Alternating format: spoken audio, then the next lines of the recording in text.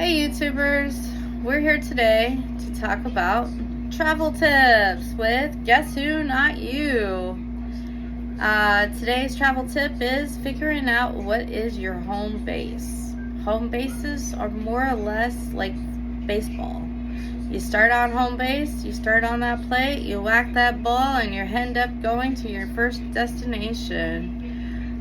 You may have multiple destinations, but at the end of the day, you have to at least get back to home. Home plate. So, how do you determine what your home plate is? For example, I am in the outskirts of Miami, and I have 3 airports. So when I say I have 3 airports, they're all pretty relatively close, within 30 minutes, an hour, and an hour and a half to 2 hours, depending on the time of day. So it's Miami, Fort Lauderdale, West Palm Beach. So everyone would have jumped up on said, well, you're closer to Miami, so why not go just to Miami? Well, because one place may be cheap, one airport might be a little cheaper than the other one. So like sometimes I've seen flights for West Palm Beach is slightly cheaper than it is going to Miami. Now the only downfall to it is the time. So if I'm saving money going to West Palm Beach, or you might not even know which airport you're at. I mean, if you just moved into Miami for the first time, I mean, I'm guessing you would first see Miami. But if you're just searching through and you say, Miami, all airports. Well, Miami's got all airports.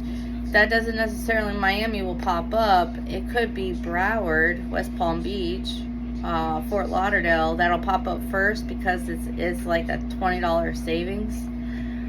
So you'll just randomly pick it, and then you'll be like, well, this isn't my airport. So that's why I always say, first off and foremost, is figuring out your home base.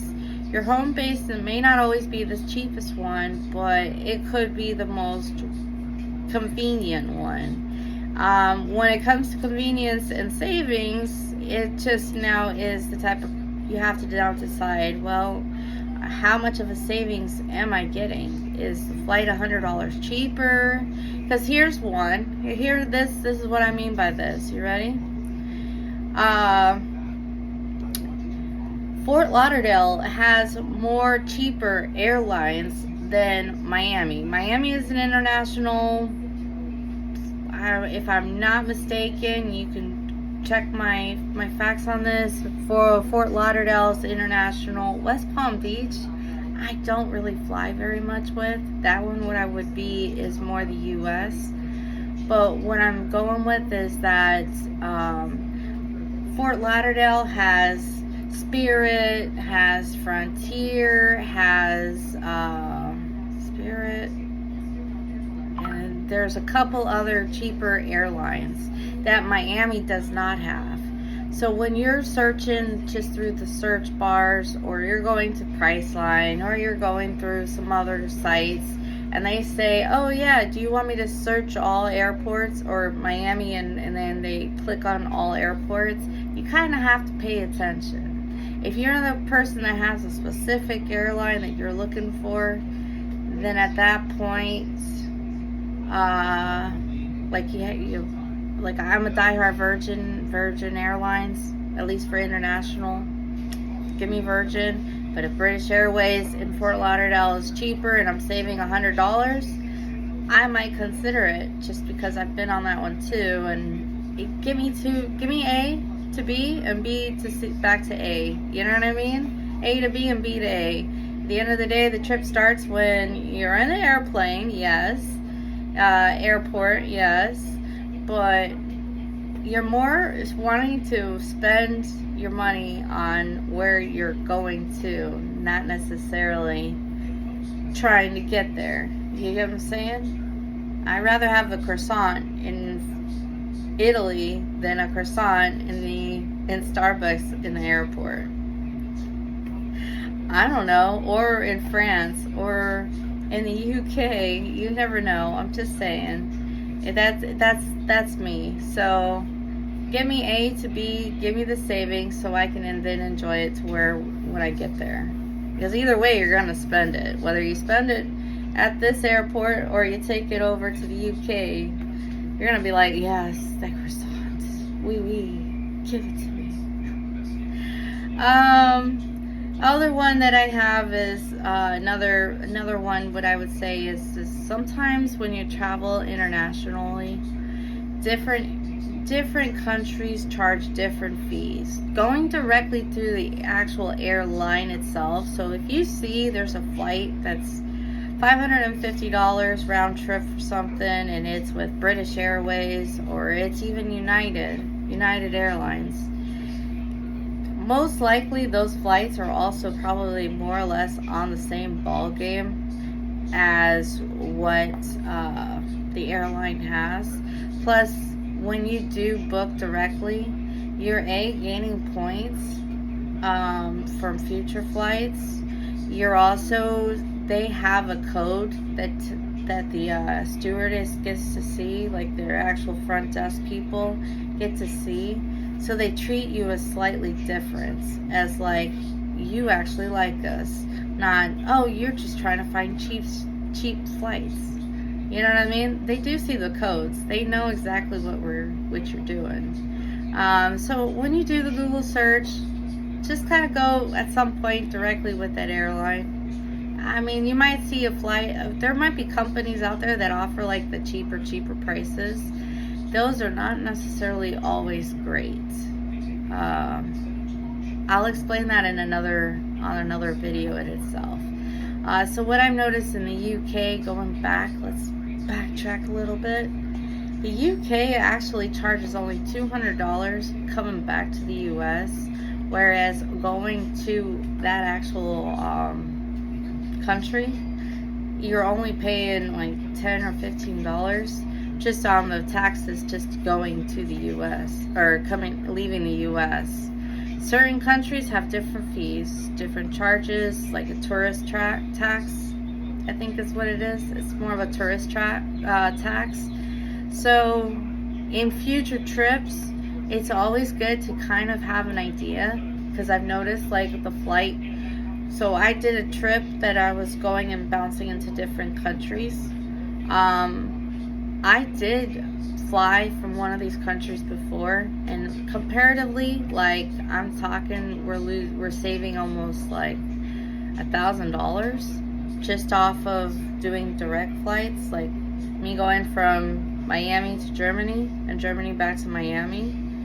Slightly less plane rides, more on the pricey side comparatively. If I had gone from Miami to the UK to Germany, it is a bigger difference. But that's a whole nother topic. I mean, outside of that, our travel partner, which one day you will see him in video, you can kind of see a glimpse of him right there. Hello. Hi, travel partner. Are you ready? Are you ready for a trip in June? And you can see some of my actual magnets of places I've been to that most people are like, where's that? Where are we going? Anywho. So yes, he got lucky. I'm gonna say he's got lucky, because if the UK had charged me like $600 every time just to fly back to Miami, he might see me going on more train rides out of the UK. But yeah, that one, the UK, believe it or not, is like the gap between, like, is closest to the US, that I don't think that they charge as much. Also, I've noticed flights are never really full, like when you go there. So like the time that you actually go visit, it's half empty. You could jump around in your plane seats. That's another story, another topic, another YouTube channel. But what I was trying to get at is that flight was so cheap that it kind of goes back to whenever you go to other places, they probably, because they're in the EU and also their distance, it ends up being cheaper than if you went straight. Does that make sense? It's just an FYI. I mean, so that's why I would say that's my second home base for traveling international. Not just because I have a travel partner. That is a layer. But at the end of the day, it is a gateway to get into London or into the Europe and have the fun times of country hopping, which we get to see this year. I hope you guys are excited about the country hopping.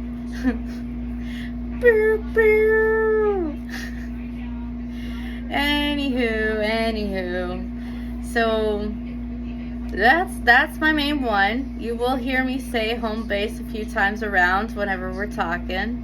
So I just want you to be aware. Check out what the home base is. Remember the word for the day, home base. Where is your closest airport and not being overly ridiculously expensive? Regional airports are for emergencies only. Trust me, you'll understand. Sometimes regionals are not always your best friends, but find your home base, and that'll be your point of what's expensive, what's not, can I take a trip, and time of days. Does that make sense? I hope I explained that. If not, please make sure to comment me and say, hey, are you just talking, or I understand. Thumbs up if you understand. Question mark. Do a question mark if you're still confused. I will maybe have to do that more with a map and explain more details of home bases. I mean, Chicago, you have 2 airports. Miami has 3. Phoenix, you're out. New Mexico, I think, is Albuquerque. If you can't get to Albuquerque, you can't get out. What is another one? Salt Lake City is, I think, the most dominant one. Yeah, so there you got your few areas. New York City, you got like what, 4 airports to choose from. So which one would you consider your home base? That's what I really want to know. For New York, which one would you consider your home base there? Me personally, I think ISIP, islip. Do you know what I'm talking about? I think that one's the most economical, but at that point, that one is also the most complicated one to get into New York City. JFK, I think, is the one I go to a lot. And then you got Newark. I mean, like I said, I think you got a few choices. So yeah, let's hopefully we get to find out where your home base is at for flights. Flights is the main one. Rental car, that's also the same situation. What would be your home base for rental cars? Me personally, I like the airport. Which one gives you better prices? Airport. And do you need to have a plane ticket to get a ticket or to get a rental car from the airport? No, most people don't know that. Now, don't get that one there is a whole nother ball game. We got a lot of baseball games going through. Today was home base. How to whack a ball and get to first base, which is, what is your home base? Where does it start? How do we get to first base? Make sure to like this video if you can. That would be very helpful. I know this is a longer video than the after that. Subscribe to me. Trust me. If this one was exciting, get ready. We got more fun, exciting stuff to talk about. Like, how do you plan a trip? That's a big one. That's where I'm at right now. How to plan a 11-day trip. with getting the most out of your money. Money is a serious one. How do we pick up our buddy? And then having to deal with the family. Yes, there is family issues right at the present moment. So you see, this is the most intense moment we get to go through in 11 days of a 11-day trip. What kind of hotels are you getting? How do you get to these hotels? Alright, well, until the next time, it's time for me to get to work. I hope you had fun. If you have any questions, leave it in the comments. I will check up on them. If you haven't subscribed, please subscribe. If you know anybody that likes to travel and they're for some reason stuck, tell them to subscribe to my channel, please. Please. Pretty please. With a cherry on top. Till then, talk to you later.